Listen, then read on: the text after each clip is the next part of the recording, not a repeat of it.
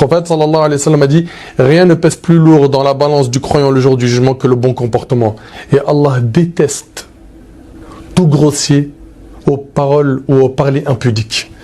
Allah déteste les personnes grossières. Toi qui es grossier et qui t'es reconnu, et j'ai mis le doigt là où ça fait mal, il faut que tu le reconnaisses. Ne sois pas orgueilleux. N'écoute pas le rappel et dis pas celui-là il se prend pour qui. Dis-toi plutôt que moi, là, pendant que je te parle, Wallahi wa Rabbil Kaaba, mon seul plus grand souhait, c'est que tu sois au plus haut degré du paradis, à savoir le Firdaus. Tu me vois un peu remonter, je suis remonté pour une raison simple. C'est qu'aujourd'hui, le péché se normalise et se banalise. Pourquoi? Parce que les gens le font, parce que les gens l'acceptent, donc c'est devenu une norme. C'est devenu une norme d'insulter des mères, c'est devenu une norme de se moquer, de l'afficher sur le net.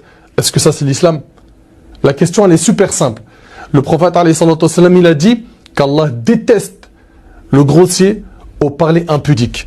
Et la raison, je vous l'ai dit et je le répète, de cette grossièreté chez beaucoup de gens, c'est qu'ils n'ont plus de pudeur envers Allah subhanahu wa ta'ala. Wallahi mon frère, si tu savais au plus profond de ton cœur qu'au moment où tu es en train de parler, Allah ta'ala, il t'entend, il te voit et les anges sont en train de tout inscrire et que le jour du jugement, ce livre-là te sera remis en main propre.